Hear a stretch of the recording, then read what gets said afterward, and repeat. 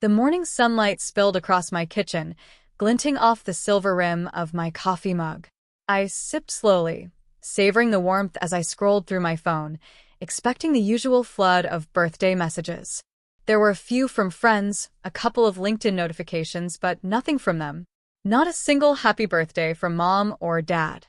My chest tightened in that familiar mix of hurt and irritation. It wasn't just that they forgot. I had spent decades quietly funding their comforts, paying bills they never even remembered. And now, irony was sitting across from me in my own apartment, sipping chai I made for myself. The phone buzzed again, a reminder I had set months ago. A mortgage payment. Their mortgage. I stared at the notification, my lips curling into a small, private smile. The thought that had crossed my mind that morning now felt sharper, more deliberate. Maybe today, I wouldn't be the one carrying them. I smoothed the silk blouse I had chosen for work, the cool fabric a contrast to the warmth creeping into my chest. From my window, the city stretched endlessly, a mosaic of opportunities and small victories I had fought to claim. Somewhere beneath the layers of corporate emails and early morning meetings, there was a satisfaction that whispered to me, "You did it on your terms." And yet, a pang lingered. The message that arrived next, an innocuous text from my mother, was enough to make my fingers hover over the screen. It said nothing about my birthday, just a casual, "Hope you're doing well." For a second, I felt the old hurt rise. Then I remembered the mortgage notification again. A quiet, private decision settled over me. Today, I would let the irony speak louder than the hurt ever could. I remember the sting like it was yesterday. I was 22, freshly graduated, full of ideas and energy, and I had come home, eager to celebrate my birthday with my parents. I walked through the familiar hallway, the smell of old carpet and lavender air freshener filling my senses. I was carrying a small cake I had baked myself, a gift I had carefully wrapped, and a card I had spent hours perfecting. When I entered the living room, the scene hit me like a cold wave. Mom was on the phone, laughing at something I didn't hear, and Dad barely looked up from the newspaper. "Oh, hey, happy whatever day it is," Mom muttered, returning to her conversation. Dad gave me a distracted nod, not even offering a smile. My chest tightened, the cake suddenly heavy in my hands. My throat ached with the words I didn't say, the disappointment I swallowed. I had spent years thinking of them, putting their needs before mine. I had worked late shifts, saved every extra dollar, made sure they never worried about bills, repairs, or small luxuries. And yet, on my birthday, the one day that belonged entirely to me, I was invisible. That evening, my grandmother called. She lived across town, her voice warm and patient, like a soft blanket around a bruised soul. "Emily," she said, using my childhood nickname, "you have a fire inside you. Don't let anyone forget to see it, even your family. Take care of yourself first, and the rest will follow." She handed me a small leather-bound journal she had kept since her own 20s. "Write your dreams here. Plan for them. One day, this will be yours, not because they notice you, but because you made it yours." I remember holding that journal in my trembling hands, the smooth leather grounding me. That night, I made a quiet promise. I would take control of my life, of my future, and of my worth. I wouldn't wait for anyone else to celebrate me. I wouldn't wait for them to acknowledge me. I would build a life that mattered, even if I had to do it alone. It wasn't easy. Every doubt, every whisper of inadequacy, felt heavier than the last. But with that journal tucked under my pillow, I began sketching plans, small steps toward independence. And for the first time, I realized that my value wasn't defined by their recognition. It was mine entirely, and it was time I claimed it. The first weeks after that decision felt like stepping into another world. I rented a small apartment, barely furnished, and carried my grandmother's journal everywhere. I signed up for night classes in finance and business management, often arriving exhausted after long days of temp work. My friends thought I was just finding myself, but in reality, I was quietly building the foundation for a life they couldn't yet imagine. Then came my first mentor, Claire Reynolds, a seasoned financial analyst who had once been dismissed by her own family for not fitting the mold. Claire saw something in me, perhaps the same fire my grandmother had spoken of, and she guided me relentlessly. She didn't just teach me numbers. She taught me strategy, negotiation, and resilience. "Emily," she said one evening, her voice steady, "they won't believe in you. That's fine. You don't need them to. You only need to believe in yourself enough to keep showing up." I took her words to heart. Nights blurred into mornings as I worked freelance contracts, learning to navigate the subtle politics of corporate finance while perfecting my own craft. There were days when self-doubt threatened to swallow me, when the weight of loneliness and unacknowledged effort pressed so heavily that I wanted to quit. But every time I opened that journal, I scribbled notes, tracked every tiny victory, every dollar earned, and reminded myself that this was my story to write. The first big client was a turning point. A local boutique firm trusted me with a project that could have easily been ignored. I poured every ounce of energy into it, staying awake past midnight to refine every calculation, double-check every projection. When the project ended with glowing praise and repeat business, I realized that my hard work was tangible. It translated directly into opportunities one had never dared to imagine. From there, things snowballed. I built my own consulting business, modest at first, then steadily profitable. I learned to keep my success hidden from my parents, posting only generic updates on social media while I quietly scaled my business. I rented a studio office in a chic part of the city, decorated it with art I loved, and filled it with plants and sunlight, the kind of space that felt like me, not the version of me they had ever seen or understood. Every small win was a private triumph. My first profitable quarter, my first full-time hire, the first time I walked into a meeting knowing I commanded the room. Each step built not just my financial independence, but a deep, unwavering confidence. I was no longer the overlooked daughter. I was a force, quietly unstoppable, and entirely unbound by their forgetfulness. And yet, even in this newfound strength, a part of me remembered that mortgage notification from that morning, just a small ripple of irony waiting to be released. It reminded me that the world, like life, had a way of balancing itself. I smiled quietly, knowing that soon, the scales would tip entirely in my favor.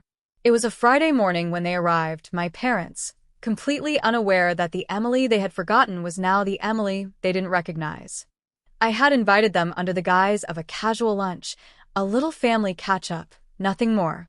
As they stepped into my office-turned-living space, their eyes widened almost immediately.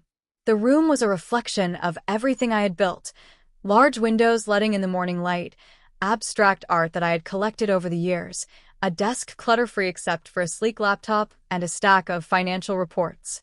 The scent of fresh coffee lingered in the air, mingling with a faint fragrance of eucalyptus from a small diffuser. I had worn a crisp blouse and tailored pants, polished but approachable, just enough to suggest professionalism without intimidation.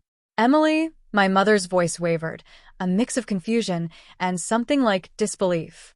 My father's jaw tightened, eyes scanning the room as if searching for clues of who I had become. I gestured for them to sit.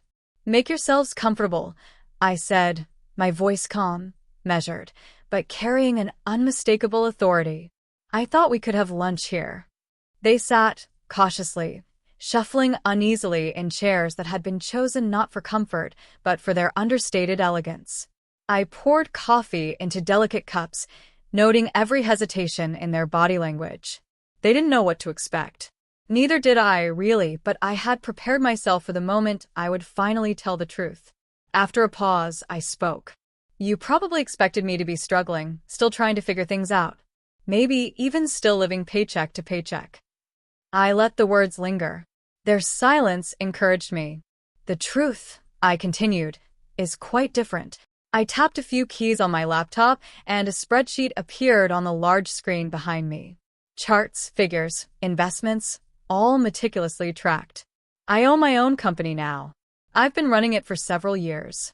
The profits are more than enough to sustain myself comfortably, and I've also been covering your mortgage payments all this time, without your knowing." My mother's hands flew to her mouth. My father's expression froze, disbelief etched into every line of his face. "You what?" my mother whispered, voice trembling. I smiled softly, leaning back in my chair. Yes. Every bill, every payment, on time. I've ensured you never had to worry. But today, I realized something important. While I've been managing your finances, you couldn't even remember my birthday. Their eyes darted between me and the spreadsheets, trying to process the implications. I watched the recognition settle slowly, then guilt, then astonishment.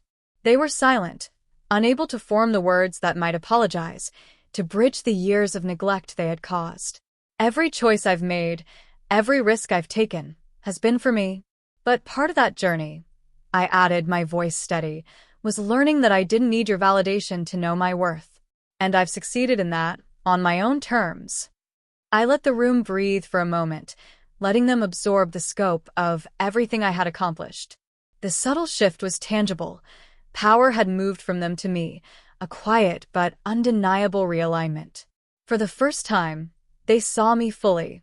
Not the daughter they had taken for granted, but the woman I had fought to become. Their astonishment was complete, their discomfort clear. And for the first time, I felt no resentment, only a deep satisfaction that the truth, once hidden, had finally revealed itself in the most impactful way. The room was quiet, the kind of silence that presses against your ears but leaves your chest oddly light. I had their attention fully now, and for the first time, the rules were mine to set. Before we go any further, I began, my voice calm but deliberate. I want to be clear about something. I am willing to continue helping you, but on my terms. Things cannot stay the way they were. I won't be invisible, overlooked, or taken for granted anymore. My mother shifted in her seat, glancing at my father, as if searching for answers in his face. I continued. First, honesty. No more half-truths, no more excuses. If you want my help, you will communicate openly. Second, responsibility. I've been carrying the financial weight for too long. You need to manage your own obligations, whether it's bills, planning, or everyday responsibilities. I'll guide you, but I won't cover for neglect anymore. I paused, letting the weight of my words settle. Their shoulders tensed, but they didn't interrupt. I knew they were hearing me. Third, I added, respect. Not just for me, but for the boundaries I've set. Our relationship can grow, but only if you treat me as an equal, not as someone to take advantage of or dismiss. I saw the flicker of shame in their eyes, but I also sensed the recognition, finally, of the patterns that had allowed them to overlook me for so long. Then I softened slightly, leaning forward. I still care about you. I'm not saying this out of anger. I want us to heal, but healing requires change. It requires effort from all sides. If you're willing to try, I'll help you transition out of the old ways, and I'll support your growth. Financially if needed, emotionally always, but it comes with conditions, accountability, honesty, and a commitment to respect. Their nods were small but genuine. The power shift was real, tangible. I had gone from the daughter who was taken for granted to the woman who held the reins. And yet, I could feel compassion threading through my authority. I wanted them to succeed, not just for my own satisfaction, but because I had seen how easily neglect can fracture relationships. Finally, I smiled, letting my warmth shine through the firmness. You get one chance. One opportunity to step up, not just because I've given you the means, but because I believe you can be better. But understand this. I won't repeat history. The next steps are yours to take. I'll support, but I will not carry the weight again. For the first time, the room felt like a place of potential rather than tension. They could feel the shift. The old dynamics were gone, replaced by clarity, structure, and a subtle but undeniable authority. The roles were clear. I was no longer a child asking for recognition. I was a woman who had earned it, who had defined it, and who would only allow it to flourish under conditions that honored her growth. As I watched them absorb the conditions, I felt a sense of calm. The moment of truth was complete. The balance had shifted, and I could finally measure the depth of my own power. Not through revenge, but through the strength of fairness, boundaries, and self-respect. Weeks passed, and the change was subtle, but undeniable. My parents began to rise to the challenge I had laid before them. Dad set up automatic reminders for bills, even managing some of the smaller payments himself. Mom, initially hesitant, started taking responsibility for her own finances and even joined a community volunteer group she had long ignored. Each small act of accountability was a quiet victory, a proof that they could grow when given structure and support. For me, the transformation was even deeper. I reflected on the journey from the hurt of forgotten birthdays to the empowerment of hidden success. That day, the memory of my grandmother's journal returned, its leather cover worn from years of carrying dreams, plans, and strategies. I pulled it from my desk drawer, flipping through pages filled with early sketches of my career, reminders of my goals, and notes that chronicled both failure and triumph. Every line reminded me of the fire that had first propelled me forward, the resilience I had cultivated when no one else noticed.